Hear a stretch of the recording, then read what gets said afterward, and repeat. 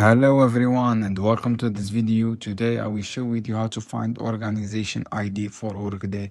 The first step, guys, you need to do log into your account and access Workday account using your information.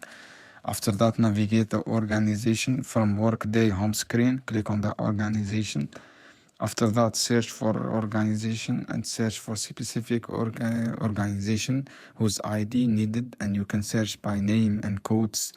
After that, view organization, guys, and click on organization name or icon to see details, and locate organization. From this page should see information including the organization ID and unique code. After that, guys, copy or ID.